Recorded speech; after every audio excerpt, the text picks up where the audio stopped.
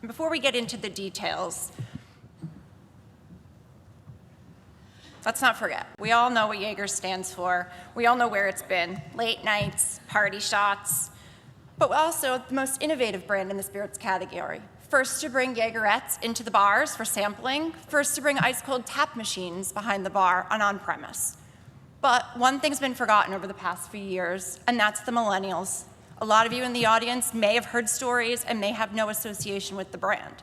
How do we, as a brand, continue to engage and resonate with the millennial audience and bring them along the Jägermeister journey with us?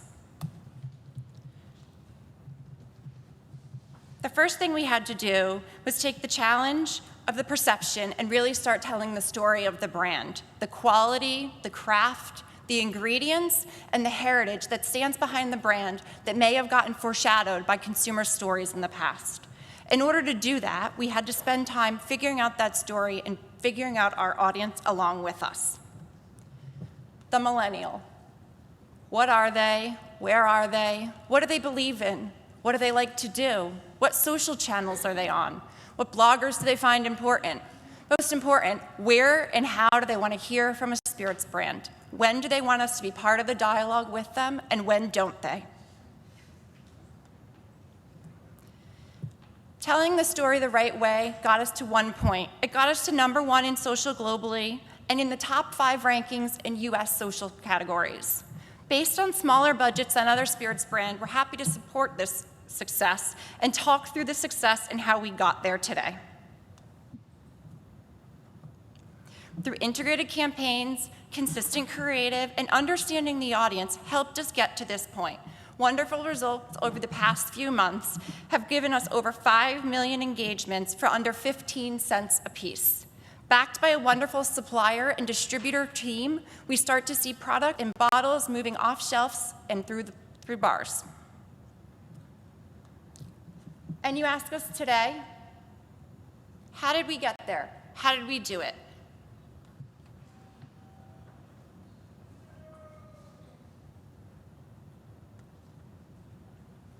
How did we do it? Through 3, organizational philosophy, the content that's true, and starting an integrated RM program that consumers actually want to be part of the journey with. So let's unpack some of this a little bit more. The first thing that we did was do an operational model to create content like a newsroom between the client and the agency. This approach pushes us to rethink how we approach social as a group team, from marketing tech to production, paid social and creative, all sitting at the table together, making decisions on a daily basis to move the brand forward.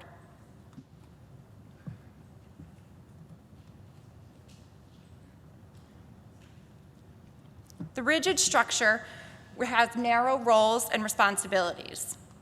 We have a lean, dedicated, cross-functional team that's highly collaborative, taking ownership for the quality and the success of the campaign from start to finish. This enables us to be nimble and capitalize on social moments, contributed to great positive morale across the team. The approach is in everything that we do, and it's pivotal to our ability to consistently create. This team sits together on a daily basis in the morning, and sometimes decisions that we make at 9 a.m. are different than decisions we make at noon, and they're different than decisions we make at 6 p.m. And without this team being able to be together and be this nimble, the success would never happen. Let's talk about where we were before. Where did we start? Before we were here, very staged photos, text on copy, text on photos, bottles put into photos that don't necessarily belong there, very staged, candid, comped pictures. Nothing to do with lifestyle or how we attract the millennial. Now, we take the brand into a more premium look and feel. The visually arresting photos, real and candid creative, and a strong role of community and group experiences, taking in movement and animation, bringing content and parts of our ingredients and heritage and process, and bringing it to millennials in the way they would like to see it delivered to them. That's how the brand talked. Now, how does the brand become part of a conversation? What do we actually do to stay relevant to our target audience?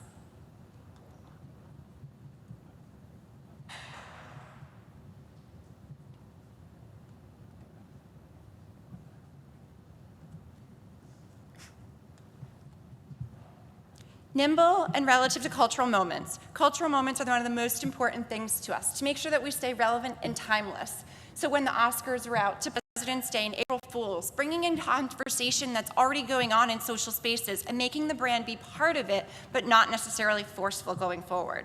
This all happens with pre-scheduled posts that are forecasted around cultural moments and social topics. Then we looked at other trending topics. So there are things that we needed to be nimble with and seize in cultural moments. We're happy to piggyback into the conversation and turn trending content into science. Some examples here. Instagram, when they launched their new logo and no one really liked color palette. How were we able to piggyback on that? The fact of when the astronaut finally came back from space. And let's not forget the Pokemon Go explosion, where in less than 24 hours, we delivered 172,000 impressions to our target audience in an interest area that was relevant to them. We also had audience-specific messaging. So everyone remembers Storm Johannes that came through this winter? We were able to do location-specific zip code targeting and path the storm of Storm Johannes and deliver a relevant message to them throughout the course of that. Within 24 hours, across 3 platforms, we delivered more than 1 million users this message to actually stay along with us in the journey. Another example of audience-specific messaging is the ability to be able to target around it being a heat wave. Imagine 100 degrees out and all of a sudden you're served a message, nothing like an ice-cold shot of Jägermeister. That's great, and that's how we were able to engage and start to see awareness and interact with our audience. But how do we take those engagements and turn them into a deeper relationship and use the power of the brand to shift perceptions into what would become real relationship marketing? In order to do that, we had to look at what was available to us across the brand, across multiple channels. One of the things that we're known for is music. Yes, rock music, but we did need to expand that. So we looked at cultural relationships that we could bring together and built a ground with engagements that are beyond social. So some of our partnerships this year, Live Nation, EDC festivals, how do we bring EDM music to life, Republic Records. We built a large activation at EDC shows called House 56, 2 tiers, great view. What's the experience pre, during, and post that festival that makes Jaeger relevant to the target? This all starts with the process starting with our prospects. We know there's a huge audience out there that's interested in EDC and that likes to enjoy spirits brands. How do we start to talk to those prospects and engage them before the festival?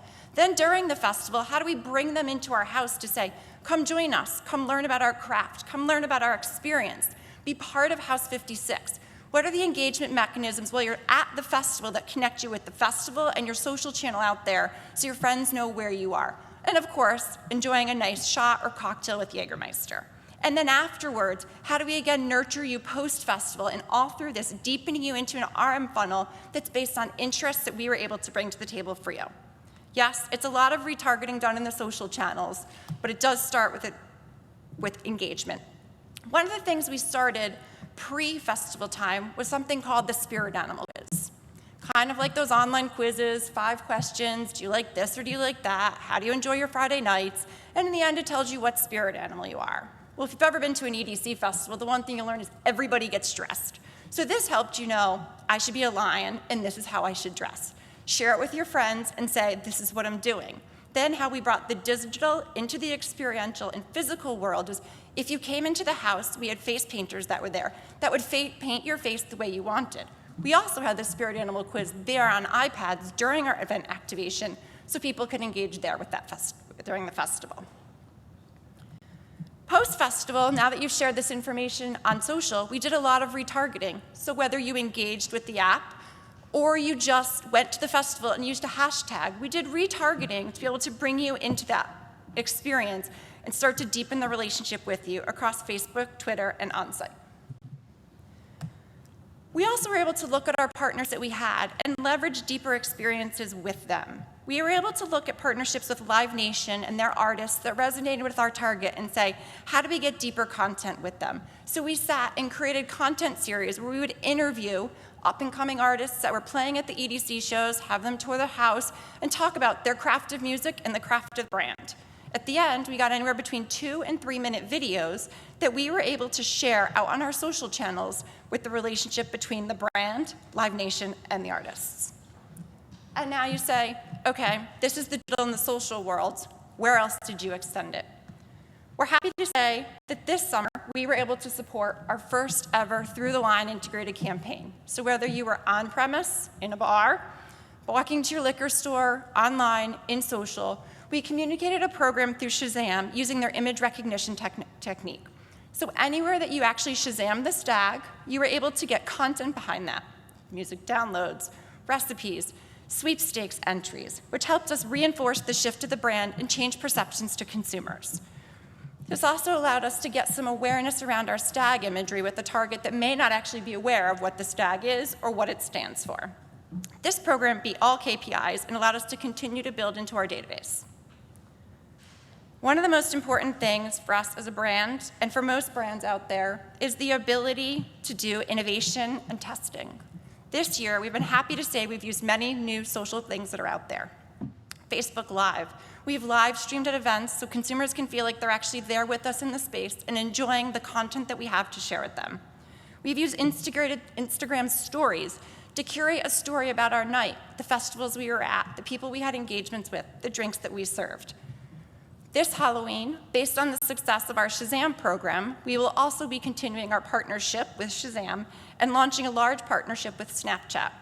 And those are just the things that are coming out this year. In 2017, we continue to bring this forward, continue to build on innovation within the brand and for our target audience. Thank you.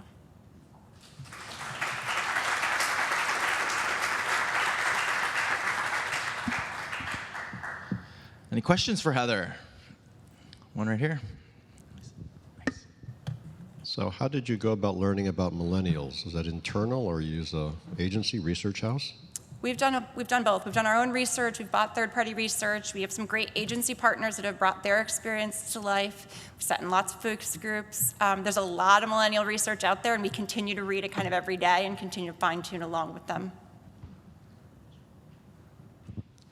How are you measuring the success of this campaign?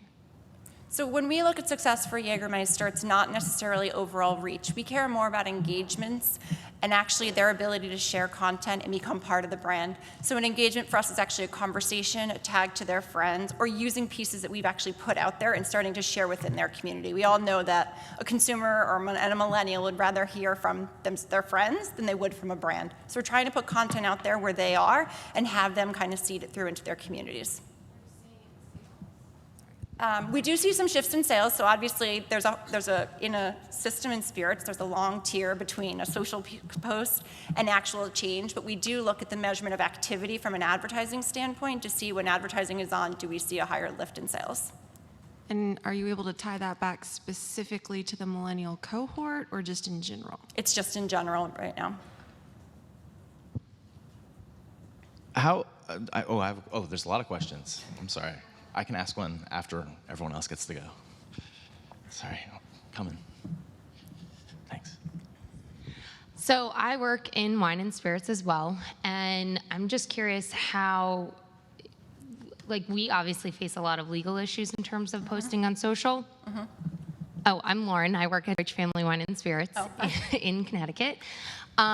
So, for example, we have a vodka, and we can't really post shots of things. So what? Actual shots, glasses, they give us, my legal counsel won't let us get away with kind of stuff. So what kind of challenges do you face in terms of legal items with alcohol? We do. We do face challenges, and I would say we push our internal legal team every day on that. We sit on the discus board for Spirits Council, so we work together as a community and make sure that we have the right percentage of impressions going to over the age of 21. So things like Snapchat, for a long time we couldn't be there, and they finally are kind of compliant with what the requirements are. But there is a governing board that kind of watches all that we kind of continue to have those conversations with. So Heather, you mentioned at the end that you were experimenting with some really new platforms and Facebook Live, Snapchat, things like that. What are you learning from those channels right now? We are learning from those channels. Everyone wants to be the first one out there. I think we're learning that millennials are looking for an experience, and in that experience, they want to make sure that it feels natural and authentic. So as we look at coming into those brands, into those channels as a spirits brand, we need to feel natural and authentic too. When you get there and you do it right, consumers are excited, and they'll take that message, even if it's a branded message, and share it. The other thing is, though we're experimenting in things like Facebook and Instagram and Snapchat, we're also looking at opportunities with places like Shazam and Spotify, where we know our target is and how can we kind of bring those digital engagements to them. Oh, right back here. I'm coming.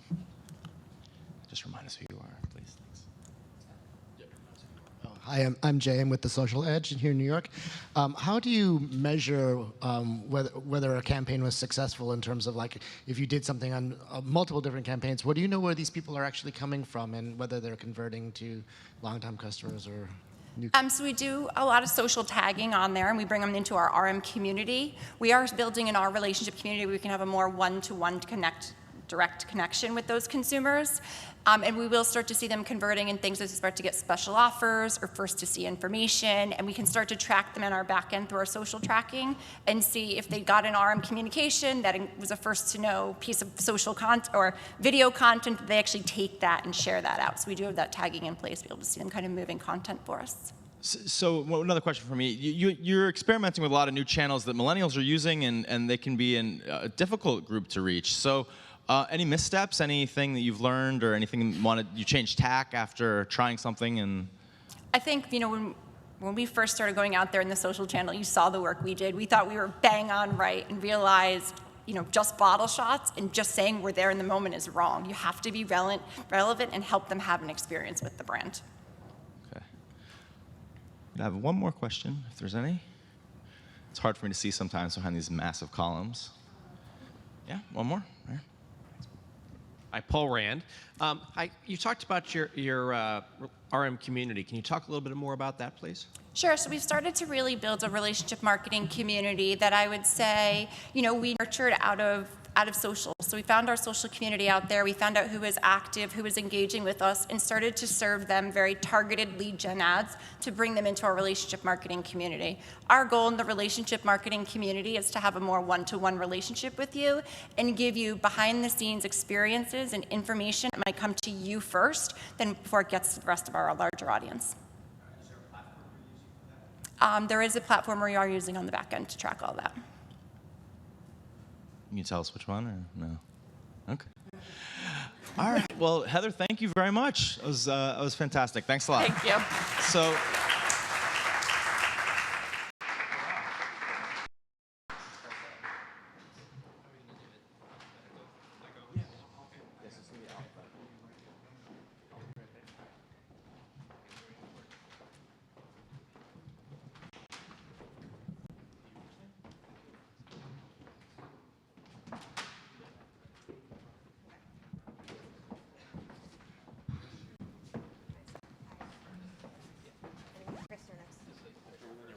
Oh. Okay.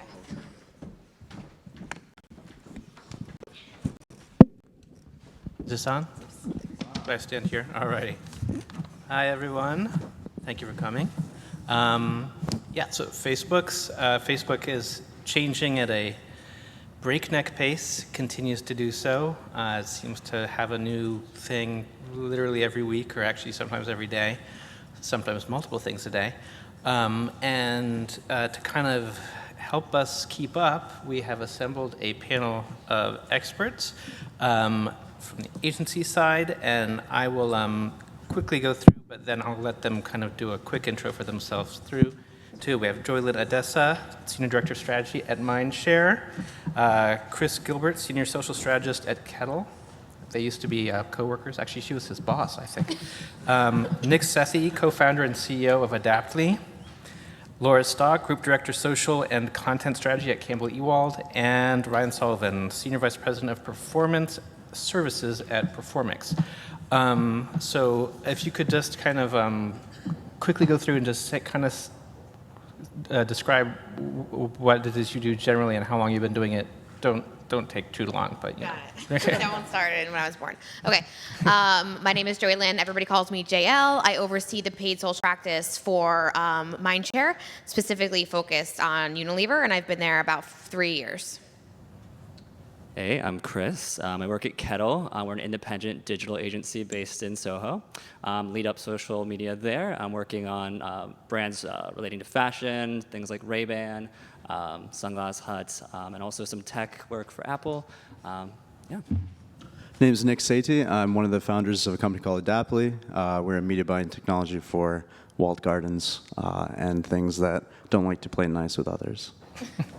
Hi, I'm Laura Stock. I've been involved in social since it was invented, which makes me sound really old, but it wasn't that long ago. It's okay. I actually started with Frito-Lay, and we had a page called Be Snack Ready, and it was a mom-focused page. It was before brands actually had branded sites, like a Doritos page or something to that nature. I work on brands like Harley-Davidson, Travelocity, and I've done work with Minute Maid in the past. And I'm Ryan Sullivan. I oversee all the performance marketing services at Performance in the US. I've been doing performance marketing, including social, for the better part of 10 years. And I've had the fortunate privilege of working with brands like Verizon, Kohl's, Patagonia, and a number of others across all forms of digital media. Cool, cool. And Laura, don't feel bad about feeling old, because I met my husband on Friendster, so... I didn't even know that was an option. Yeah. I met my husband on a social network that doesn't even exist anymore. That's when you're old. So we'll just dive right into it. First things first. This was not something I was originally going to address, but since it was in the news, does this whole video measurement thing with Facebook actually matter? The whole sort of scandal about, well, I don't even know if it's a scandal, but does it seem to change anything to you? Anyone? I think it depends what your KPIs were, what you were measuring for. It only affected certain KPIs. I will say that a lot of people have been talking about the walled garden, of Facebook and their protection over data. And I would say that beyond being just a walled garden, it's almost an igloo, right? You're not even getting a drone in there. So I think that from that perspective, it sheds a lot of light on the need for access to data, and then also knowing what your data means and figuring out what your true KPIs are and what success looks to you, like what success looks like to you as a brand, right? So everyone has different goals, and they can't all be measured by that KPI, right or wrong. I would, as a performance marketer, I would add that, so I agree with all of that. If you're investing on Facebook or investing anywhere in digital, you really should have an understanding of how any of those investments translate into hard metrics like revenue or foot traffic, or even if it's reach and frequency, you should know through proxy how that translates into sales. And so if you're keeping an eye on that, you can fundamentally measure ROI still, even despite this measurement issue. It does complicate things if you're choosing to push investment in a certain area for things like view completion or how long someone is engaging with a video. But again, you should have seen or should know how that intermediary metric is impacting sales. And if it wasn't a positive ROI pursuit to begin with, or it will still be a positive ROI or a negative ROI for you despite this measurement issue. And I would also echo that the challenges here, at least as an agency, where we continue to push all our partners for third-party verification and monitoring, so that we can hold everyone accountable to the same standards. And I think when you're dealing with these igloos, the standards kind of are really at their how they choose to define them. Me? Okay. And just to build on that, from a Group M perspective, we were fortunate that we have been tracking everything with third parties, so it wasn't really a shock to our clients. And kudos to the Facebook team for partnering us on that endeavor. But again, to your point, it really underscores the need to have third-party data sources, so you don't have publishers essentially grading their own homework. It's really important, and our Facebook team has been great in allowing us that type of access. Yeah, the short answer is no. It shouldn't have any long-term impact. And I would add that it's important to note that that's not just Facebook, that's social channels in general. I mean, there's been a kind of a real a real igloo effect over all of the channels. So I think that, Facebook is just the topic of conversation in this instance. I think it's also important to add, I think a lot of advertisers or brands really are still focusing on vanity metrics, things like followers, engagements. There's been so much reporting on this that it doesn't really often correlate with actual business results. So, working with a Nielsen, a Millward Brown, I think is so important, especially if you're leveraging social from more of a branding perspective to actually measure that. If there are the dollars to invest in creative, there should certainly be the dollars to invest in evaluating if it actually works. So I think that the stat wasn't necessarily that alarming to most of us because, we know you have to focus on what really matters at the end of the day. Have clients been sort of doing their due diligence and protecting themselves with third-party research and stuff like that? Our clients definitely have. That's something that, our clients push for, and then Group M push for in the marketplace. So the metrics weren't a surprise to most of our clients because we have had a kind of a deeper purview into everything that goes on in social since about March. So I think it's our job as agencies or marketers to make sure that they are paying attention to those things, right? Not just sweep it under the rug. Those are always topics of conversation. How is the creative performing? How can we adjust? Is the creative right? I mean, we use analytics to do everything from ROI to also like taking a look at creative. I always say, would you keep telling a joke if it wasn't funny? And that's kind of how you can think about that. Is the creative working? Is it resonating with people? Is it doing what it's supposed to? So you can use it for a lot of different things. Cool. So having got that little sort of prelude out of the way, I will now proceed to the main questions. There's so many new products that have come out of Facebook, and it just seems to be churning out new sub-platforms and whatever, services, products, features. Starting with, Facebook Live, since we're on the subject of video. It's still pretty early days, I would say. Is that safe to say? I don't know, it's sort of mid-early days. Are brands jumping on that, and how are they doing? How are they tackling it?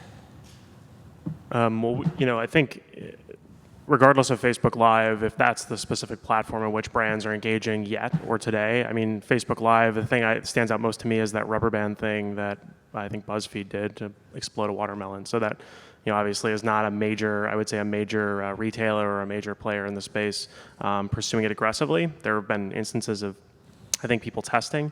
We as an agency have worked with Kohl's in live streaming with Periscope a year before this for Oscars integrations and other things like that. And so I think live video definitely has a place in the ecosystem, whether Facebook is at the top of its arc or just in the early stages. Live is still an important thing to explore. Yeah, the challenge is definitely going to be creating scale there, and I think it'll be really tough for most brands to create the kind of scale that they want from their own sort of productions through whatever live product. But I think probably what will happen is you'll see the usual and some unusual content creators pop up, leverage these new formats to develop really interesting content through these platforms that's maybe different from what they might do on linear television. And then hopefully, as we go further into the future, that more ad products pop up that allow advertisers to take advantage of those streams, essentially, and produce really interesting advertising on top of. And beyond exploding watermelons, which was totally awesome, I have to admit. But for Harley Davidson, they actually used it to reveal their new engine. So it's a great tool to get content to people that are very passionate about a topic and get it to them first and make them feel like a community or like they're part of something. I think that there's a lot of opportunities with reveals or things of that nature as well. And I'll just build on, I agree with everything everybody said. And I think streaming has always been tough, right? You spend all this time in production and you see people dropping off and people aren't as engaged as maybe warrants the expense of what you're putting forth. And so I've been trying to counsel clients who are probably don't have something as glamorous as a cool engine to unveil or a fashion line. My clients are more in the commodity space. Like, how do we partner with influencers or publishing houses to, insert our product in a really organic way? because I love my clients dearly, but asking someone to tune in for 20 minutes plus on about a bar of soap, I don't know if that's really going to fly, right? So I think it really depends on what your brand can bring, and just understanding that people are going onto Facebook to check out a balloon popping or be entertained. And if your brand can't deliver that because it's not intrinsically part of its ecosystem, then how do you partner with people in the space who can? I think the other area to watch in this category is just the right negotiations that will come up over the next 10, 20 years. And you'll see a lot of like what Twitter's done with NFL and with the debates and things like that being sort of the vehicles of content that a lot of, soap manufacturers, for example, can hop on top of. I think a lot of like the reveal stuff and sort of the one-off product stuff will be interesting, but I think it'll be really hard to get the kind of scale that you need to move the business forward. Yeah, definitely not seeing like a ton of brands doing it right now. I mean, there's some examples. Denny's actually, the diner, did this interesting animated pancake, actually. It sounds very strange, right? You should watch it, though.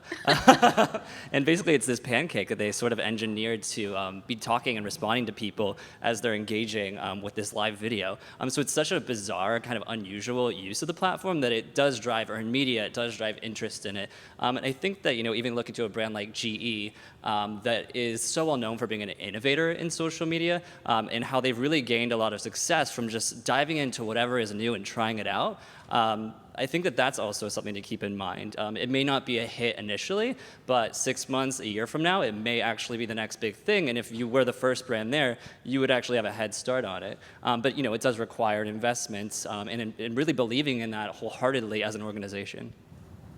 Yeah, and just is it just kind of a thought here? When you talk about influencers, is a great point to raise, and still being kind of the early days of live on Facebook, I think the true opportunities are going to continue to grow when content producers are developing whole series or shows or material just for those kinds of ecosystems. This is kind of a major reason why YouTube has been able to, I think, grow a lot of video dollars, is because you have such a mass network of content people contributing at the individual level, not necessarily brands producing whole branded series for the purpose of advertising. It's brands finding ways of leveraging content producers, and I think as that kind of builds steam on Facebook, you're going to see more opportunity as a result. And I think that, the Facebook newsfeed is so visual, right? Like, people have their sound turned off. This could be an opportunity to do something that's sound only. What if you plugged into Facebook Live and you didn't have to watch it if it's like a radio show or a Pandora type experience? I think there are a lot of interesting ways to use that technology that might not be how it was originally designed for. So you can always look into that. Cool. Staying on the video subject, this is not quite as momentous maybe as Facebook Live, but the move to the vertical video format, does that have any ramifications or implications for marketers? Definitely from a production standpoint. Yeah. But the unfortunate reality is that's the way people are consuming video now, and it makes sense. Probably should have been that way from the beginning. So it's an unfortunate pill you'll have to swallow, but it seems like every format is going there anyway, so that should become the new reusable asset for video in the future.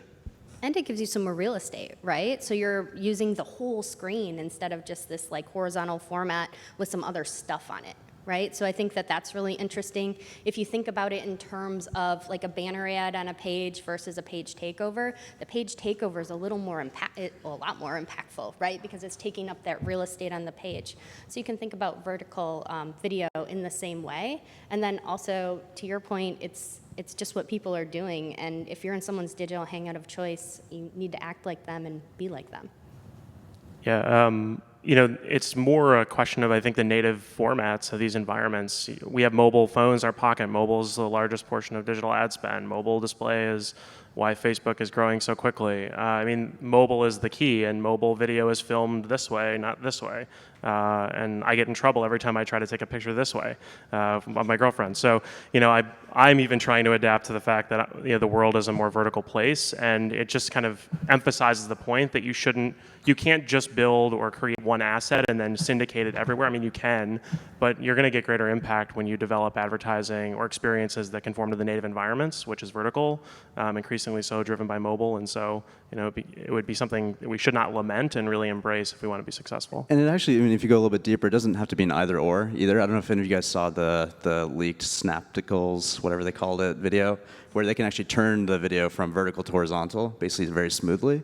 So there'll be use cases to use horizontal for as well, and you can use the sidebars that weren't used for video before for other interesting things, other ways to append information, etc. So I don't think it's one or the other, and in fact, whatever you sync into production for vertical will probably be a waste in the future anyway, because there'll be something else that pops up. So this is kind of the game that we have to play from an operational standpoint as a brand or an agency, to come up with cheaper ways to do that. You know, one interesting thing too with Snapchat is if you start to look at the production value of the assets that are really working there, they actually tend to correlate with a decrease in production value, right? So you almost need to make them more raw, if you will, to have them perform better. So you can save money there and then redo your entire production stack.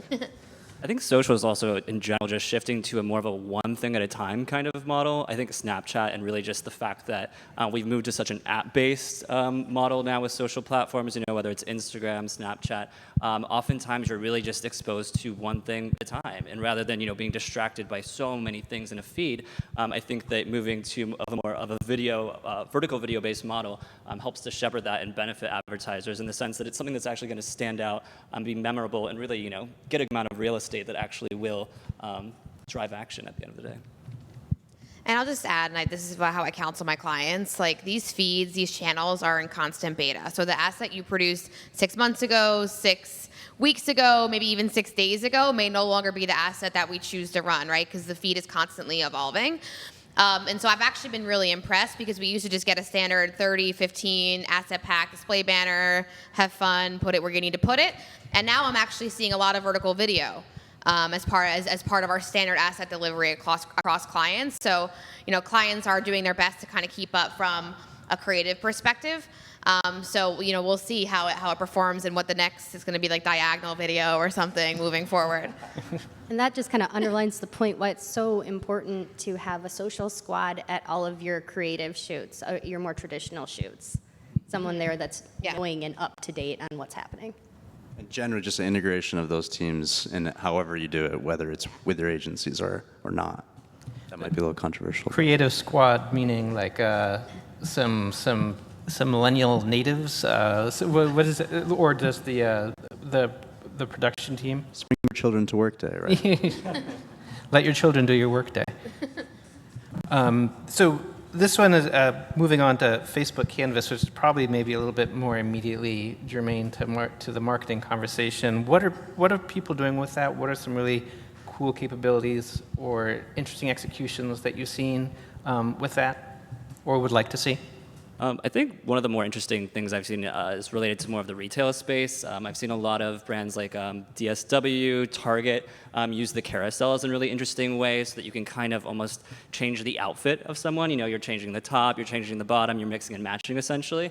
That's been really cool. Even ASOS, just the other day I noted something really interesting with, there's always a cover piece of creative actually in the feed that drives someone to the canvas. And with the animation that they had in that video, they strategically had sort of this like strobing light around the button that you click on to extend it. So it really called attention to the action that you wanted the user to take. There's really just so much cool stuff. Honestly, there's this group on Facebook called Canvas Examples. Anyone can join it, I believe. So I'd highly recommend checking that out, being added to it. You'll see so much impressive work in there. I think what the Canvas has solved for a lot of marketers is really creating that deeper in-feed experience. It's always been a challenge, right? Because someone's on Facebook, they don't want to necessarily click off and experience your .com, so it's allowing them to pull that through.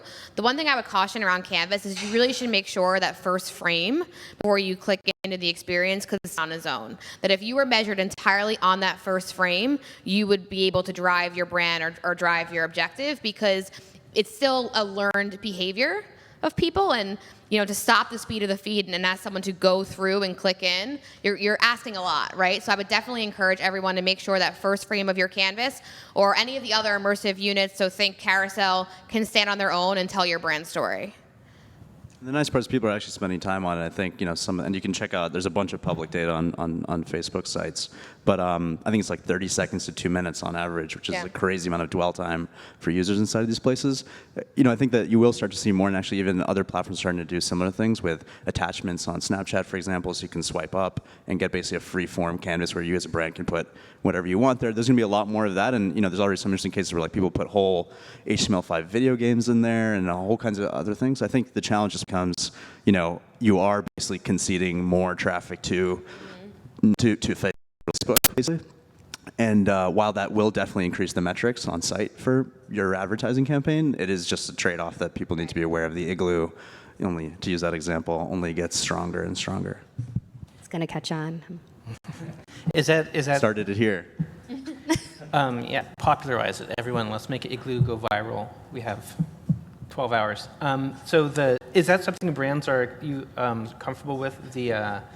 The idea of leaving traffic on Facebook or not having traffic come to their sites and letting more of this stuff happen in Facebook? Yeah, I can give my thoughts. I'm sure you got some. Having the best whatever's driving the best ROI is all that matters. And if that means we're investing more into the Igloos, then better. And seeing less, entities care about that sensitivity, although it definitely does exist, and there is definitely chatter about that. And I would add that the Facebook Canvas ads, one of the cool things about those and keeping that experience there is because it is modular, it's mix and matchable, so you can actually create these little stories or things and like stories or experiences, and that first frame, you can swap that out with the other frame. So you can do a lot of testing stuff and be a lot more nimble than you could potentially be, creating 5 or 6 landing pages. Right. And just the last thing too on that is like, it is also the reality we live in, right? Something like 85% of, people's attention are inside of these 5 to 7 Igloos, and also something like 85-90% of incremental ad dollars are going to these 3 to 5 different places. So it's not almost like fear of some future that might come and create that sort of challenge. It is the world we live in, right? And I think the better advertisers, the smarter advertisers are the one that are acknowledging that, becoming comfortable with that, and taking advantage of that, to be honest, rather than sort of fighting it. And of course, there'll be some, pattern and some up and down here, but that's the world we live in today. Yeah, I think the hesitancy maybe to invest or push more into these environments is kind of a little bit off base, because if you're focusing still purely on demographics, socioeconomics, like who the person is and their email address, which is what a lot of catalog-based, CRM-based marketers or direct marketers really hold dear, you're missing the fact that behavior is the dominant signal. Intent, somebody's motivations, what their, the context around their engagement with a brand, the opportunity, and that's not something a brand owns. That's something that Facebook owns, and they provide the environment. That's their whole business model. So if you reject that wholesale because you don't want to share that one piece of proprietary information, which is who are my customers, literally, you're missing out in a forum where you're not going to have any other opportunity to reach them in that context, in that setting. And it's of growing importance, and it's something we should really be pushing to embrace and not really kind of turn our backs to. That doesn't mean we should fully concede. There needs to be some sort of equal value exchange, like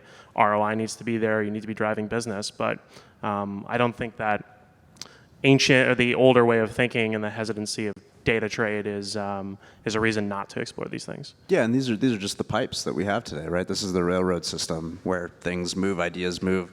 As you said, context moves and engagement moves. And to be honest, it's not anything new. We've lived in worlds of Igloos for a long time, right? We've had portals from MSN to Yahoo to AOL to the big 3 TV networks, et cetera. So we've always lived in this world of sort of small number of pipes that rule most of the world. And this is just a different, and what we believe, or at least I believe, a better version of those pipes.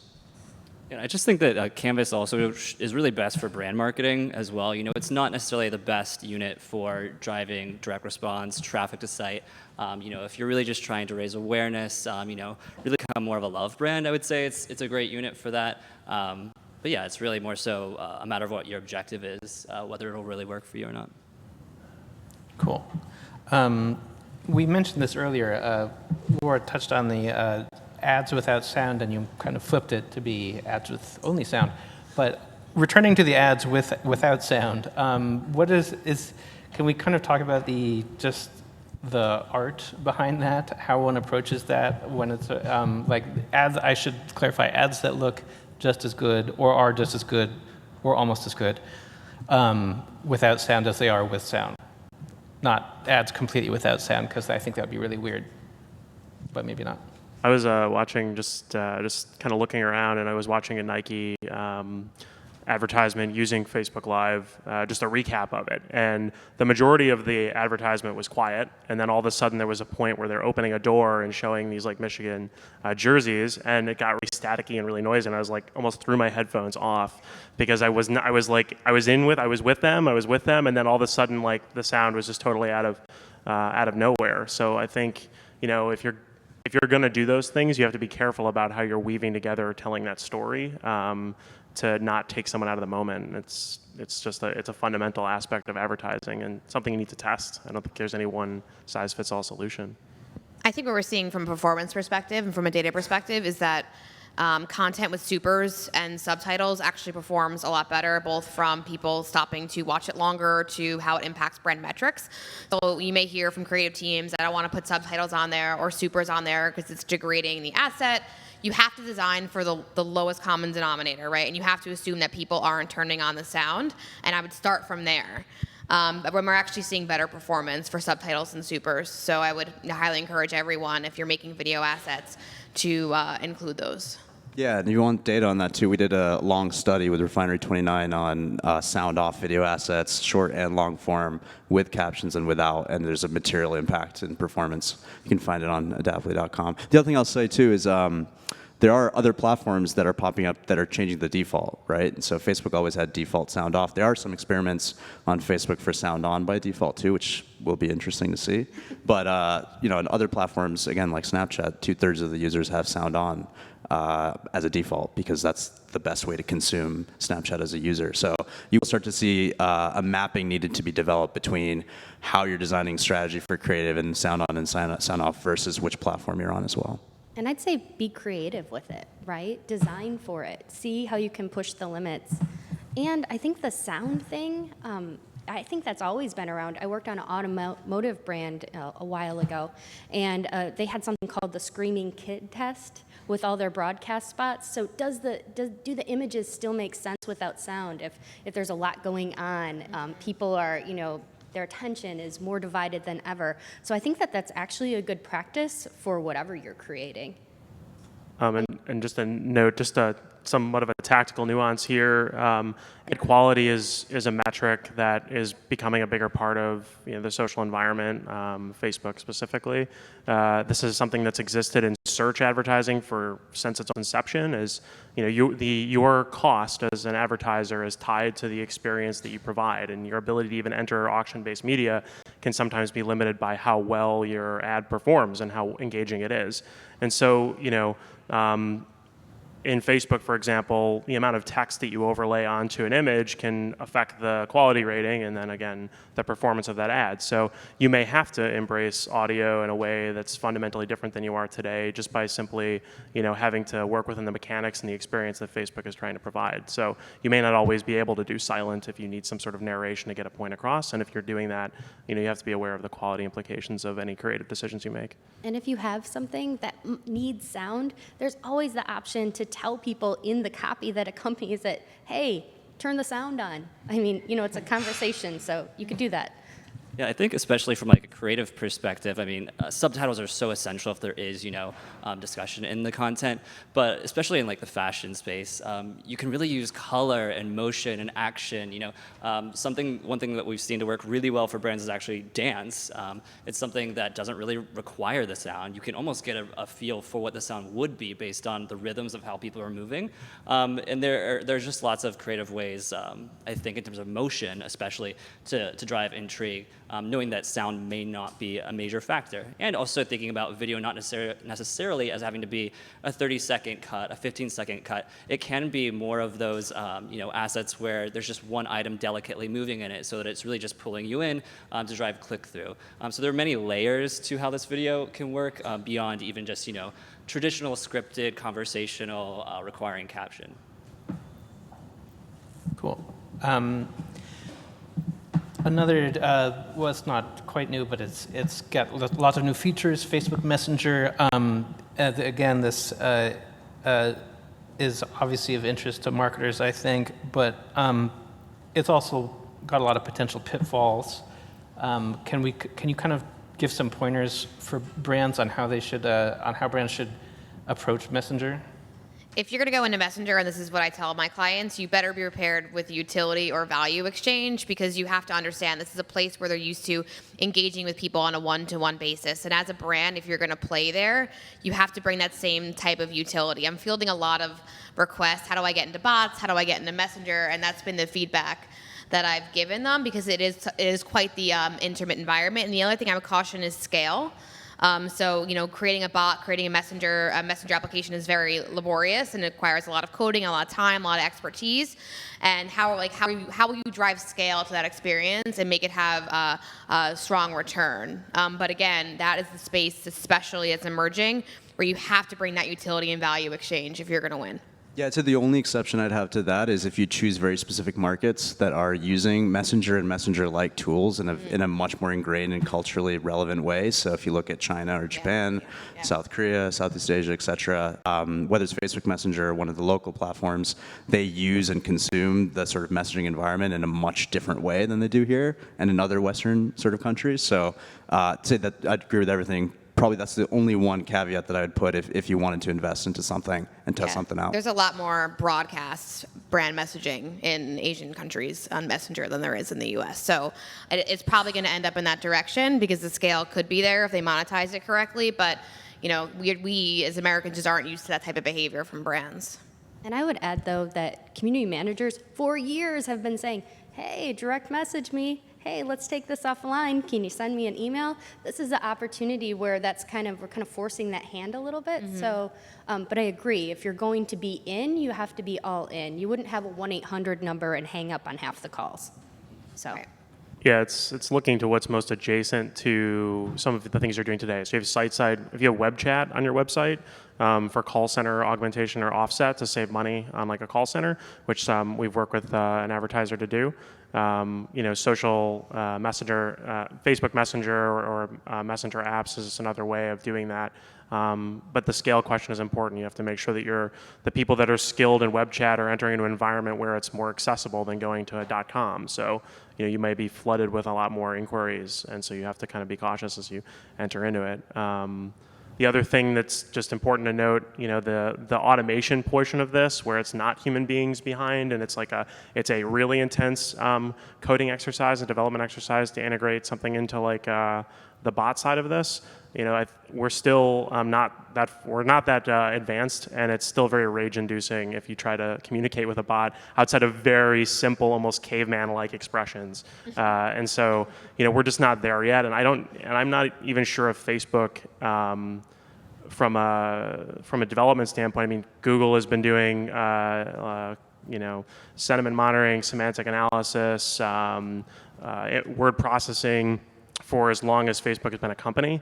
And so, if I'm thinking or betting on one partner, I don't know that Facebook is initially at the top of my list now. Convenience-wise, yes, but capability and what actually delivers a top-tier experience, I'm not sure that they're close yet. I think one watch out to keep in mind as well is that, and honestly, this comes from personal experience. I signed up for the CNN chatbot recently, and it is driving me nuts. So, I mean, people don't necessarily want to be messaged every single day in terms of, okay, here's an idea, here's an idea, here's an idea. It becomes very taxing, which is one reason why brands should honestly be advised not to oversaturate the space with their messages.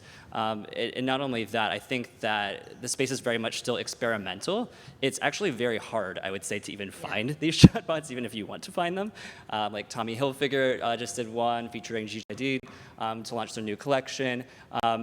Try to even find it, it's very difficult. So honestly, it's something that requires a large level of promotion to even drive anyone to it. A great example of that, however, I would say is Call of Duty did one to kind of amplify all of their enthusiasts for the brand, where you were kind of chatting with a character from the game. So that's a really fun, creative sort of temporary use case where people were finding out, sort of Easter eggs in the game, uncovering different clues.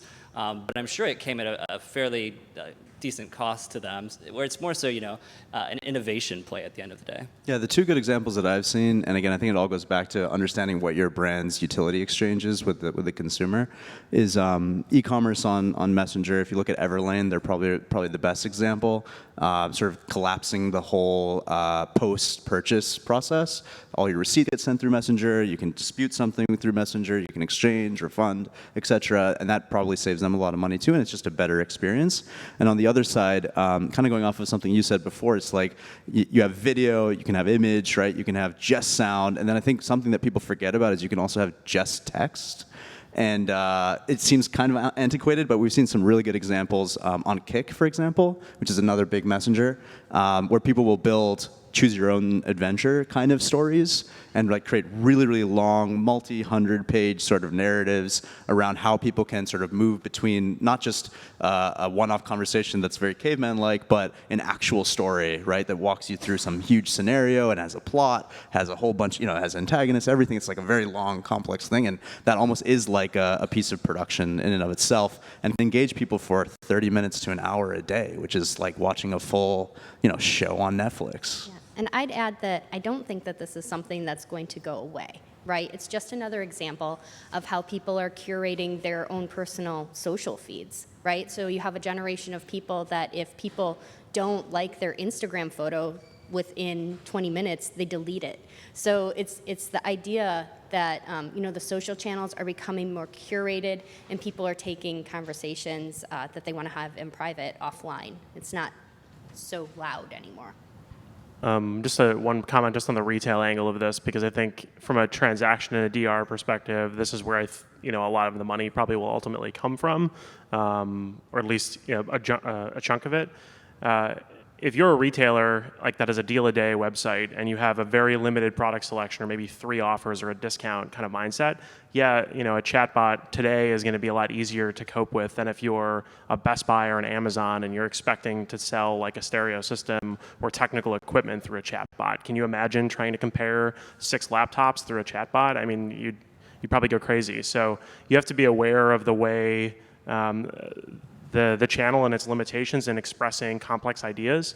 And so if you're going to experiment in that space, it might just mean a change to the way you sell through a platform like that, as opposed to trying to force fit your retail model into the chat environment. That's just the last 2 comments I'd say is I think that a lot of this goes back to the culture and the country that you're focused on. And if you look at, Facebook Messenger, that's one small facet of sort of the Messenger problem. Now, if you add WhatsApp on top and you talk about markets where WhatsApp dominates basically all the telco communication, you now have a huge new channel to have a business to consumer interaction.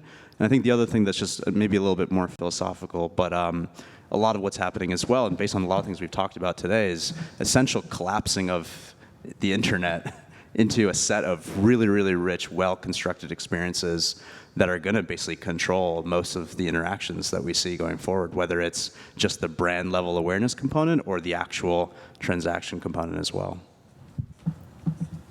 I'm just on that subject. I mean, do we have any figures on how many people are using chatbots? To my embarrassment, I have to admit I've never used a chatbot. On a personal note, right, the reason I haven't used them is because I figured, like Ryan said, that they're so primitive, the machinery behind them is so primitive that you can't have a substantive communication with them. But evidently that's not the case, because you also all cited a lot of pretty successful examples, Tommy Hilfiger and so on. Is it just like a niche thing at this point? Is it how big is it? Well, the comment was made about like China. So like WeChat, you can do everything from ordering a pizza, getting a cab ride, movie tickets. I mean, the whole experience has converged into a couple of properties. Now, their marketplaces tend to be dominated by 3-ish major players across the board. So when they see stuff happening in the world or even ahead of the innovation curve, they're forcing these experiences to start in these environments, as opposed to importing something that exists elsewhere and trying to migrate it into these environments. So I think culturally it's something, it's limiting for us here in the States, especially now because of just the way we've developed our technology and ecosystem. But there's certainly a large user base outside the US for this type of technology. I don't know specifically about the demographics or uses in the US. And like anything, it's something that people have to get used to, right? Before they fully adopt it. And I think that that's why it's so important for brands that are kind of the leaders in this not to annoy people, right? Like you've been on those, have you ever been like on a group text that just won't end and you're like, okay, unsubscribe, and you just can't get out of it, right? Like, don't be that brand.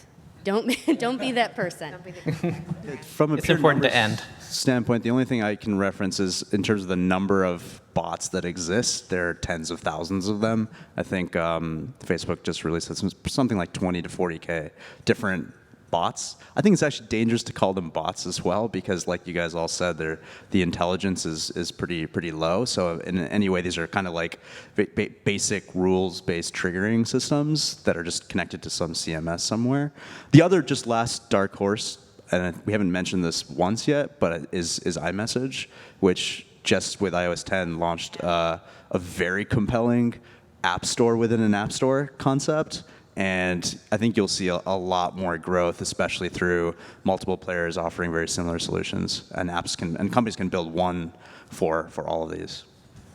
Actually, I lied. I think one stat I do remember now or recall is that Amazon Echo, the two dominant use cases are utilities, so looking up facts and information, and then the second thing is as a speaker, just to play music. So it's not, the main motivation and use case even as a culture here is not driven by anything other than like, what's the weather like, or when was Salvador Dali born? I don't know why I came up with that example, but that's where we are today with this technology. Cool. Great. Thanks, guys. We spent a lot of time talking about bots and chat, which is cool. That's actually our next show today, so you might want to stick around for that. I'm wondering, I actually missed a chunk of this panel, so I apologize for that. I'm just wondering, did we go over the news feed and the changes to it? And that was next. That was next. Yes, see first. Well, see first, yeah. I mean, how do brands respond to the changes in the news feed? That was one of the questions in the description. In terms of their positioning on their owned and earned locations, what do you guys think of that? When has it not changed? Well, it's always changing. But the recent changes, the ones that clearly put more control in the hands of users, right? How do brands respond to the new positioning? Spending more money. Yeah, exactly. Increase the paid social budgets, selfishly. Yeah, it's about getting eyeballs on things. I'm sad you missed the beginning, though. It was a personal issue. It's really didn't amazing. want to miss it. Mind-blowing things happen. So. I think now it's more about less is more. Produce less content, make sure it's really great, and reach more people with it. You don't need to be posting every single day just to maintain some cadence that was written up in a blog. You need to find out what works for your own brand and what's actually going to work to move perceptions or behavior. Really finding what works for you and testing. Sure. I was going to say, and that goes back to the idea of testing creative, right? Don't just test for test for ROI, but also test your creative and see how it's resonating. See what's working. Does this font work better than this? Does it work better with people or without people in the image? There are a million things you can test, and I think that's important. And increasing your paid social budget, while fantastic, isn't going to be the cure-all, right? To kind of navigating the feed. Money can deliver the impressions, but your creative and what you're saying needs to stop the speed of the feed and deliver the attention, right? So paid isn't going to solve all the problems. We get a lot of feedback. I put a lot of money in here. Why didn't it work? And now with the sophisticated measurement and pre-testing and post-testing, everyone should turn their collective eye towards creative because Facebook can deliver the media to the people that matter. But is your creative right and is your creative resonating? Yeah, going even one step further than that, I think not only is having good creative important, but having good products is even more important. And this sort of change in newsfeed is going to become extremely difficult for shitty products to succeed unless you have a lot of money. Yeah, I think the change from a linear timeline to something that's more focused on the personal habits and likes of some individual probably frustrates people like a CFO who probably thought of social as this organic place where you spend a little, get a lot, or that's the assumption. But those of us that have been working in this business a while know that organic social is really not a thing anymore. It's been pay to play before this change, and it just echoed the points. Coming up with unique, engaging ideas would have helped you before this, and is gonna definitely help you even more so now, especially as you can even get your content now outside of Facebook using Facebook's ad mechanisms. And I'd add, be a storyteller and have a point of view as a brand. Those are very important things. Great. All right, thanks, guys. Is there any questions from the audience? We're gonna do like maybe one. Oh, one in the back. I have a question about Facebook video, and when do you see and how do you see things like pre-roll making their way into monetizing video on Facebook? Yeah, I mean, some of the platforms have experimented with it. Twitter's probably been the most vocal about pre-roll. I would say I would actually not expect to see a lot of pre-roll pop up, but what is sort of catching attention now is actually mid-roll. And you're seeing a lot of mid-roll pop up, especially with this type of unit that's very stories-like Snapchat or Instagram stories, where you have sort of people consuming linear content, very engaged because you have to watch it in that you can't skip, right, like a feed. And so the mid-roll spot ends up being very, very valuable. So I think that you'll see a lot more of that than you will see a lot of pre or post. And just to build on that, I think the benefit of running pre-roll to marketers is really that contextual alignment. So if you have an NFL player in your spot running adjacent to NFL content, it's the same way it works in pre-roll off of Facebook. It's how do you borrow the halo and the borrowed equity from the publisher that you're running in front of to further your brand or drive a particular proposition. But to your point, I don't see it becoming a huge offering. It's going to be more that mid-roll thing that you're going to see play a bigger part in social. Pre-roll is just annoying too. Nobody wants pre-roll. All right. News feed, because if you see a pre-roll, it's an ad, you don't see what it's not like YouTube, right, where you click over and starts the roll, seeing the preview. So. You could potentially start to see them doing adjacent content, right, in the feed. I haven't heard that they're doing that, but just a thought. I think Facebook is maybe more annoying to producers of content off Facebook because it suppresses advertising that exists on like a YouTube video. So if you've got 10 million views on YouTube.com or in the YouTube environment, you're racking up revenue for that. If someone takes your video and posts it in a newsfeed and it gains popularity in Facebook, you're not monetizing that at all. So it's really I think it's more of a limitation. And as you even pointed out, the platform doesn't necessarily cater to that kind of experience, but yeah, that might change over time. Sorry. The people that lose are the businesses that have built business models based on pre-roll, right? And so old school media companies, et cetera, and it's already a big struggle. It's all over the media, right? Okay. All right. We're gonna have to leave it with that. We're out of time. Thank you, Eric. Thank you, panel. Thank you. Thanks, guys. Thank you.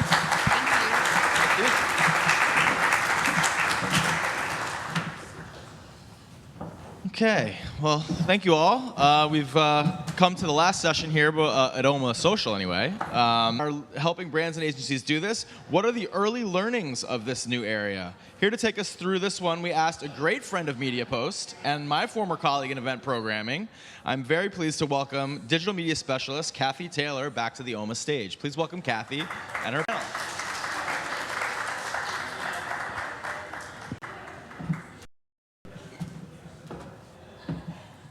Hi, guys. Yep. And getting everybody in order of the slide, as that is a MediaPost standard that we live by. Okay, come on, Matt. What were you doing? What were you doing Dramatic out there? late entrance. Paparazzi. We're going to give him the most challenging question. Yes. So at any rate, really pleased to have our three panelists here. We're kind of combining two trends into one like mega trend, influencers and automation together at last. So first I'm going to just ask each of our panelists to tell us who they are and what they bring to this particular topic. All right, thank you. I am Kat Lincoln. I'm the CEO and founder of Clever. We're an influencer marketing agency based in the San Francisco Bay Area. And we literally wrote the book on influencer marketing for dummies on Amazon and barnesandnoble.com. And what we bring to this is actually our approach is that influencer marketing is all about the human touch. And so we have a lot of automation that we use. We really approach it from the human side. I'm Matthew Myers. I'm the CEO and co-founder of Tidal Labs. And we try to bring a little bit of human touch and along with technology.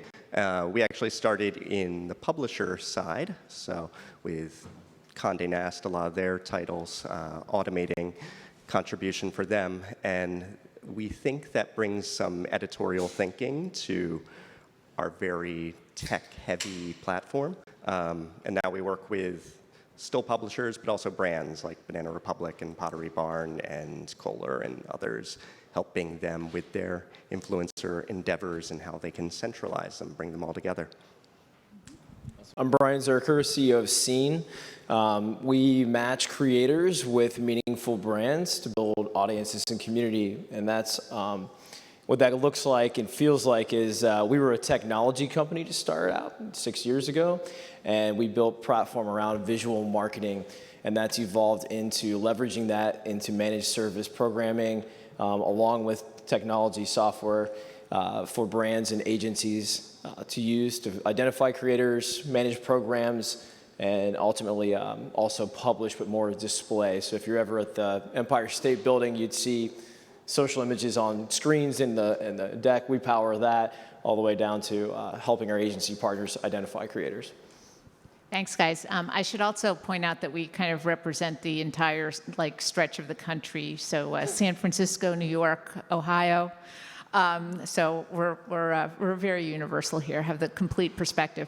Obviously, as some of you were saying, I think all of you guys have sort of transitioned your businesses over the years to now be experts in this particular thing, among other talents. So, why don't we just sort of set the foundation of how you've seen influencer marketing change over the last 10 years and how, you've kind of seen not only your own businesses, but the industry in general kind of evolve to meet what's going on today.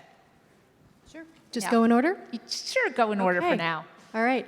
Great. Well, I think the biggest change is that brands do influencer marketing now.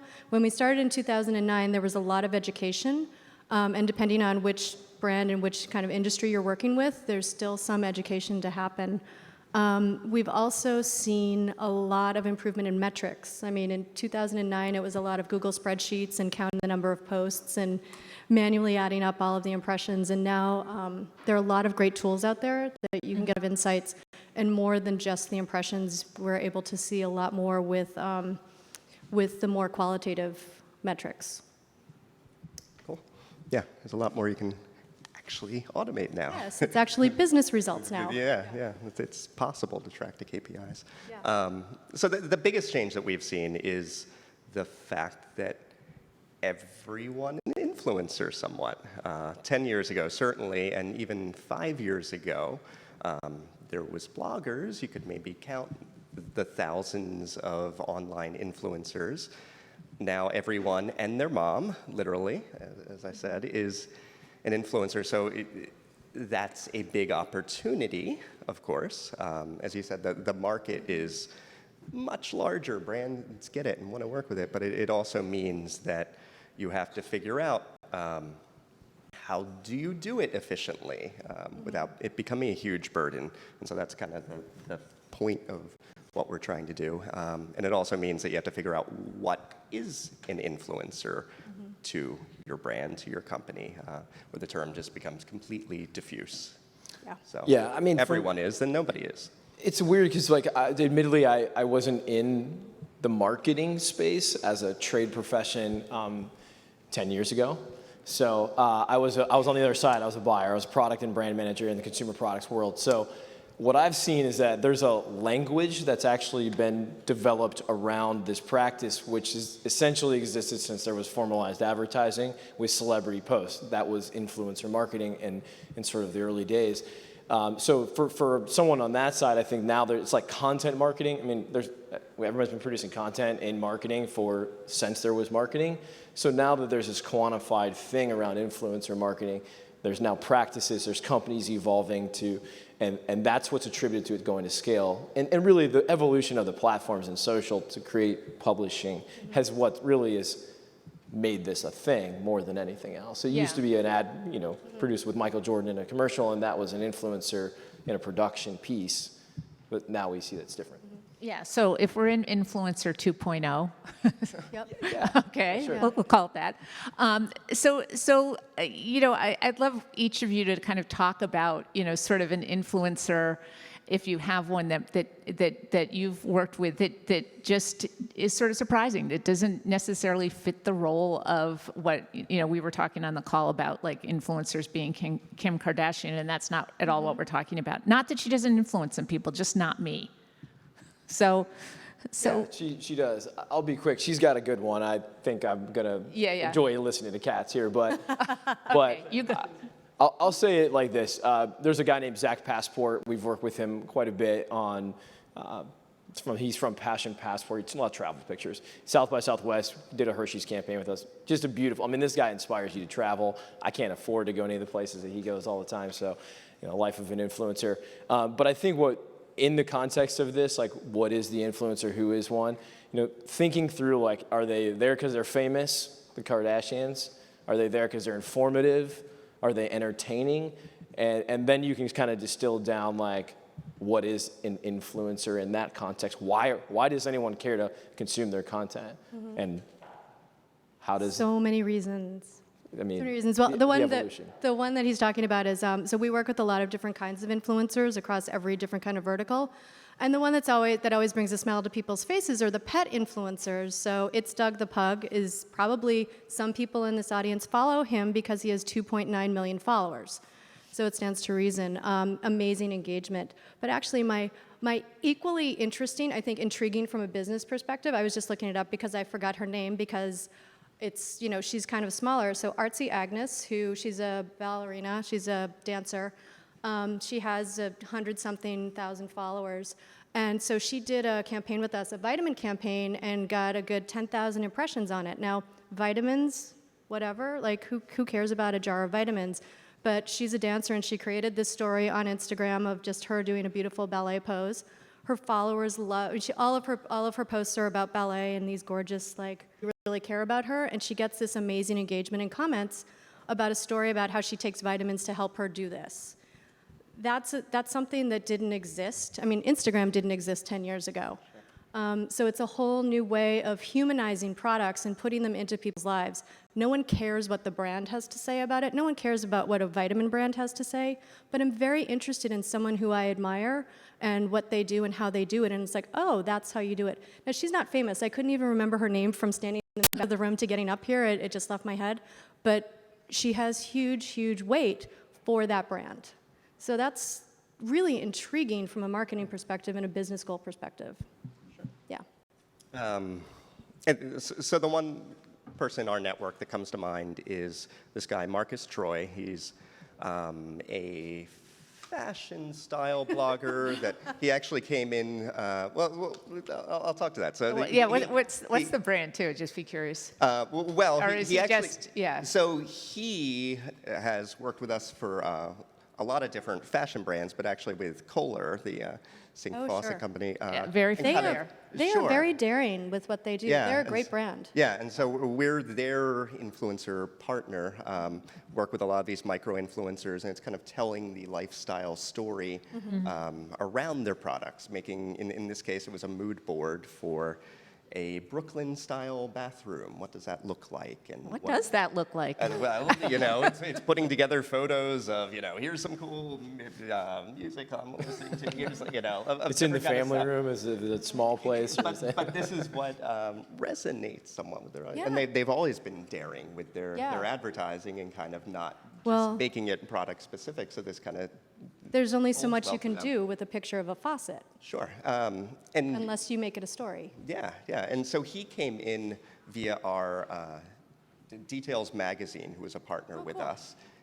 he grew up and kind of evolved his presence to be more from street style fashion selfies to a lifestyle brand with contributors. Meanwhile, Details folded, and it kind of speaks to the evolution in the space. He has a large media brand now, and that magazine's not around necessarily because of various reasons. But we've seen that across our network is people that were just taking selfies now are going and becoming real publishers, even at the smaller levels with only 10,000 followers. So it's interesting seeing that. Yeah. So, did you have something to add, Kat? Yeah. Did you go yet? I was that unmemorable? Wait, you started. My Sorry, God. sorry. Just kidding. No, back and forth.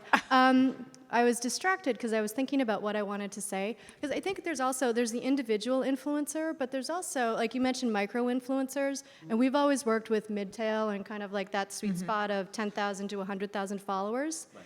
And so the NFL wanted to start their Pinterest career, and they needed content. So they came to us and had a bunch of like real-life just people. I mean, they're not micro-influencers, they're kind of mid-tail.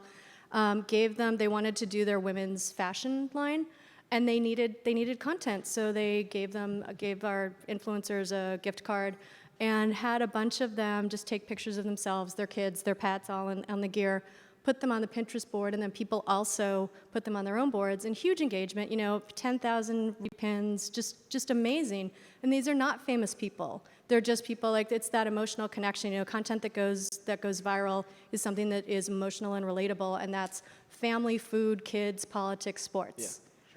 Judging by the age of the audience, we should all And babies, yeah, kids, babies. I mean, babies are like uber kids. You're not gonna know any of the influencers. No. I don't know any of the influencers. Like that. I mean, No. the kids know all the influencers. So I mean, maybe obvious question, but how are you finding them? Are you just like going by the follower accounts, or how do you kind of, what are the metrics that say, yep, this is somebody we need to work with?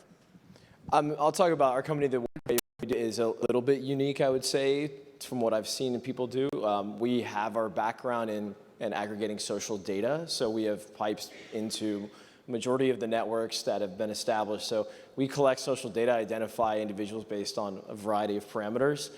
We then persist that information, curate that manually, and build a directory. So we don't actually talk about networks because we don't let anyone sign up for anything that we do.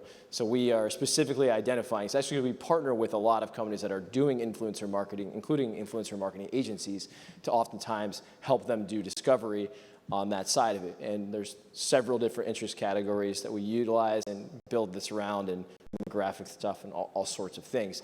So I think we're unique in that we're not out there. Now, on the other side of it, in lieu of a network, we created a product called snapfluence.com, which is essentially an educational inspiration site for creators. And so we don't ask anything of them other than contribute, consume content, enjoy it. And so we actually staff and invest quite heavily in that product, and just as an informational site, inspirational site for the content creator marketplace.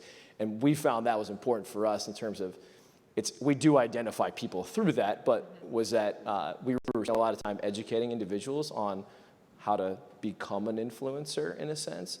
So in our world, it's great to have Kat and everyone else contributing to that product, so that the rising tide raises all boats sort of mentality. So Okay. Yeah. It's always a mix. The larger the network, the more chance that there'll be people that are less authentic, less engaging. So it's difficult, tricky, and there is that aspect of quantitative. The big metric right now isn't necessarily follower count, but the percentage of engagement with that following is the one that everybody wants to see, of when there is a post, what percentage, and 10% is great, and 1% sucks, and but it is beyond that too, because that can be gamed, just like everything that's purely programmatic, and so figuring out how do you efficiently scale up. We do it through partnerships also. You can do it, through agency partnerships. We have publishers like Today Show and such, people that are somewhat expert in recognizing good content because they've been doing it forever, for 20 years. There is actually still a role for traditional media and publishers, believe it or not, sometimes. Because they have that eye, and that's still important, even if it is somewhat for training and algorithm to pick up what is good, what makes good content and engagement. So I think we have a kind of a different approach to it. So first of all, people come to us. People apply to be a part of our network. We accept 3 to 5%, and we vet them really thoroughly. So we've got the automated part. They have to give us their Google Analytics, then they have to install a tracking pixel. So we get all of their data, all of their information. But then we have a membership team that goes through every single one of their posts, and both the ones that they do for us, and then just to let them in the network and to check that engagement. A big thing that I've seen a lot in the news lately is fake followers. People buying followers. And if you're reading posts every day anywhere, it's so obvious that those are bots or just, somebody at a farm somewhere overseas just, following things. And so they don't get into our network in the first place. So there's that piece of it. We also, and then we have thresholds for traffic and things like that. But then the other thing is that everyone that we hire who's on every part of our company, not just the membership team, but they are actually using, a lot of them are influencers themselves, and they're using all the different platforms. And then we sent our 18-year-old intern to VidCon this summer because she knew all of the influencers. She knew who was cool, and she's delightful, and we gave her business cards, and so actually, no, she was 21 because we gave her, she was 21, everybody, because we gave her, we gave her a budget to take people out for drinks. I know. No, I did double check that. But I mean, 18, 21, it's the same thing. Giving somebody, she's a junior in college, giving them the keys. I've got a son Giving who's them the in keys. college now. Yeah. I'll send him over to you. But you know what? It's actually amazing. I love being in this industry because people who are, they're less experienced in the business world, but they know everything about influencers and marketing and what works and what doesn't. And their bullshit meter is so precise. And that's what counts. It's that whole authenticity. And that's again, there's all the automation and we have all the reporting, but if they're not believable, to the Kim Kardashian point, we were talking about that earlier. If you've ever looked at the comments on any of the Kardashians' posts, it's people criticizing them for not disclosing that they're, not doing the FTC disclosures, for getting stuff for free, for being fake, for completely unrelated topics. And so celebrities, they attract all kinds of attention. But if you're a brand and you're doing this engagement for business to try to achieve business goals and brand awareness, that's actually hugely distracting. That's terrible. You don't want that. So you want the smaller, real people. Yeah. So, I feel really real. So, if I could be an influencer. We will hire you. Okay, thank you. So, let's talk a little bit more about the automation piece, as this is part of this discussion. I mean, there's that kind of interesting thing about, that of course everybody wants organic and viral. So, what's the best way to automate in a way that is kind of true to these influencers and get the scale that you need, whatever your objectives are? Yeah, I mean, I think before we totally disparage all of the automated influencer marketing platforms that are out there, because that's inevitably where that's going to go, but I think it's key to note that it's the desire to get to scale by marketers that often this software, whatever, is built to try to solve this problem, and so you can't fault people for wanting to do this. We've seen this in all social marketing stuff over the years, right? It's it gets turned into ad buy network stuff. And so what I think Kat really mentioned is this human component gets left out of the automation in this concept of getting to a marketplace where we can, you want to have a buyer and a seller, right? So I think if we could all agree that the idea in automation that we see in influencer marketing is that there's going to be content creators that sign up for a network. There's going to be brand people that come in. They're going to put an opportunity out there, and people are going to bid on that. And that's going to create this efficient marketplace for everyone wins. Yeah. But not really, because that's not how it works. Because really, a great content creator, a great artist, a person that's building a business does not want to take their services and put it into some sort of marketplace where someone else is going to decide on how to create that price and relationship. So where we focus as a company, I think a lot of companies are doing this too, is that we focus on getting to the best relationship and what we can automate to create that relationship between the brand, the influencer, and then ultimately the consumer. And we do that through doing great discovery, doing great categorization, allowing it. So it's like dating site, right? Like, I mean, you don't care if, the only reason you care if Match.com has 10 billion profiles is that they have the one that you want to meet, right? So you think, well, there better be a lot because then I'll find the one. But if I said to you, no, I've got 4, but I guarantee that you're gonna really like all 4 and probably wanna marry one. You're gonna be like, well, that sounds better too. So we focused on narrowing the funnel through with technology to get to a relationship, not automating the relationship, not automating the content, not automating what will inevitably be a shitty outcome in our case. So that's kind of our perspective on where to automate and create efficiencies. There's parts that you can do without sacrificing the relationship. Right. And I think we'll all agree there. Like, automation is the antithesis of great artistry. Like, you just can't automate that creativity.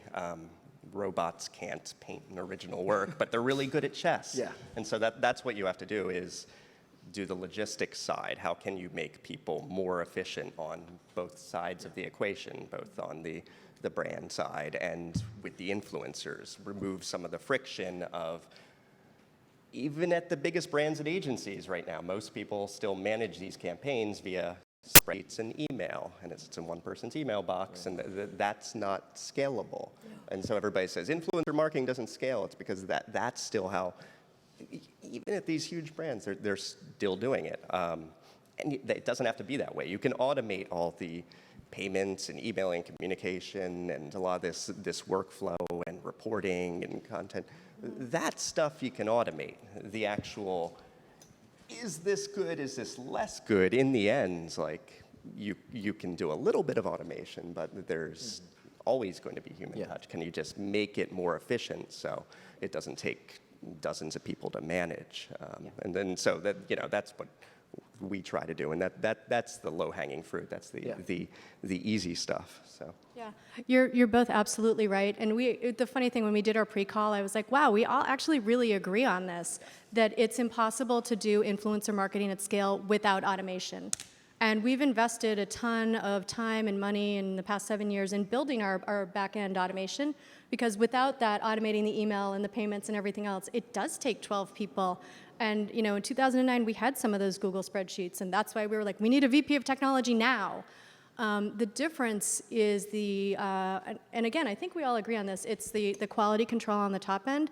I have a nightmare story that's not about us, but about one of our competitors, who I won't name, I promise.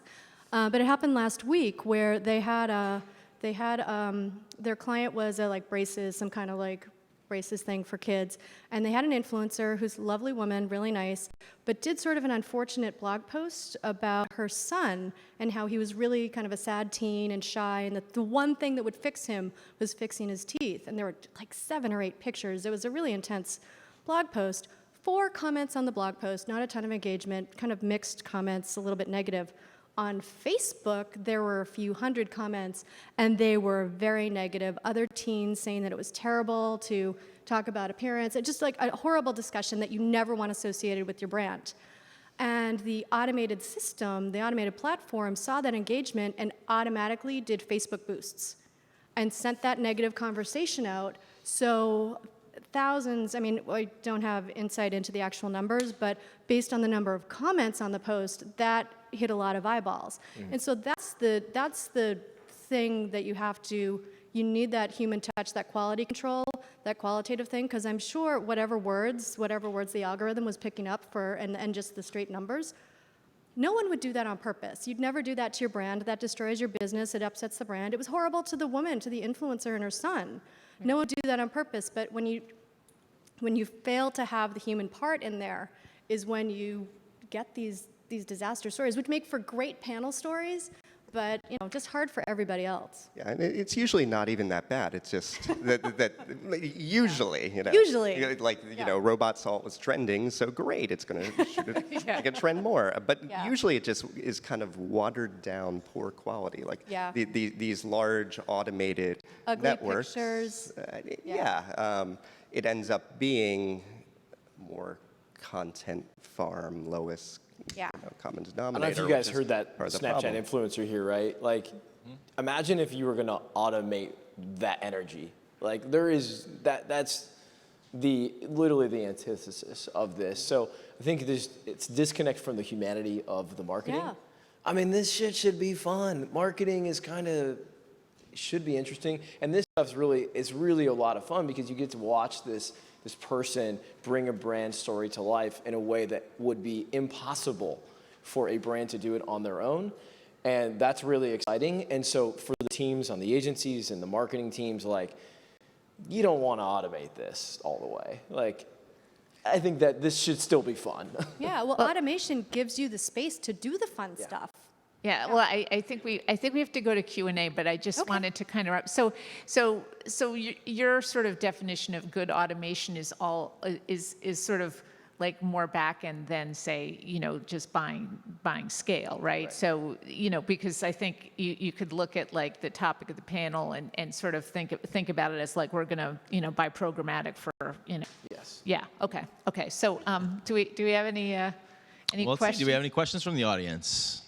And what's for lunch is not a question. Oh. Okay. Oh. Okay. So just one thing I wanted to, we talked very, very briefly at the beginning about platforms. I mean, could you kind of just each give us a quick snapshot of where you see as kind of the up and comer platforms that are really showing great engagement numbers? I mean, besides the obvious suspects. I think you're referring to like which social platforms are performing social. well? So. Yeah. Well, I mean, I don't know I don't know of any other than the ones like Snapchat, Instagram, et cetera, whatever. I think what to hone in on is the type of content and what type of message can be delivered through that. So if it's short form videos or it's stills, and one of the things I've been thinking about a lot, I don't know if it means anything, but I like it, is the idea of what is the shelf life of each types of these content within the networks. And I think that's something that the marketing world, agency world, is trying to get their arms around in terms of why the investment in something is good or bad.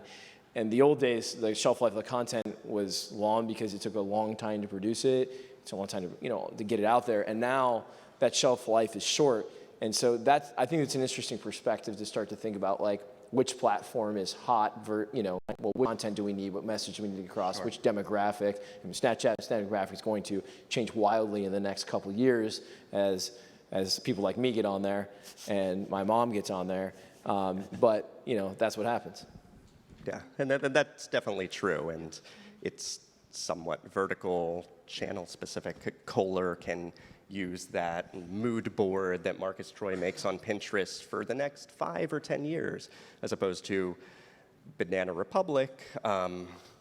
We activate hundreds of Instagram shoots per month. That's a really short shelf life. Those products may be out of stock in a few months, and so. Or at least on the sale rack.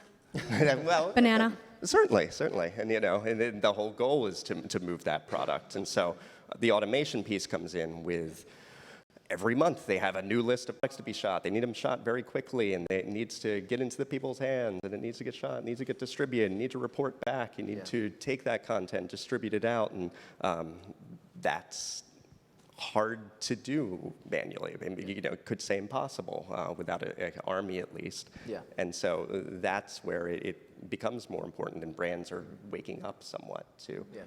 There's ways to do this. Mm-hmm. So I think it kind of depends on, like brands want to talk about Snapchat, they want to hear about cool things like Musical.ly, they don't want to buy it. We'll put in the proposal, they'll be like, that's all cool, but there aren't any metrics. Like Snapchat, as far as I know, the only way to do Snapchat reporting is to have screenshots and then manually do it. I don't know if there's an automated way to do that yet. There will be, yeah, but I mean, so there will be, but still, you've got somebody who's like aggregating those things. And so for businesses, they think it's interesting and they might want to do a cool thing, but they have no way to demonstrate ROI. And you can do a stunt like that, but you can't run a whole marketing or business plan around that. So it's the more established channels like Facebook, which has tons of reporting, great reporting. Instagram, people love the beautiful graphics. Their Instagram stories has been very successful for us. Like people are just like, yes, because they want video. They would love, just the last panel was talking about live video. I think that will be more and more. And again, the automation from our perspective is really about the reporting and the ROI. And so the more that we can give to our brands about how successful was this and the engagement, like just in the past, even 6 months, engagement is a whole new set of reporting because they can finally do more automation. Like we can actually do apples to apples, and it's not just my opinion is that that's a good comment. So yeah, that's been interesting. So are we? You're out of time. We are out of time. Ding. Thank you. Where's the gong? So I want to thank all of our panelists. That was really fun. And thank you. Thank you. Yep. So thanks. Please give them a hand. Thanks. And thank you, Kathy. Thank you, guys. Thank you, Kathy. All right, folks. So next up is lunch, and please stick around for that. It's brought to you today by Networks, who will be doing a presentation. So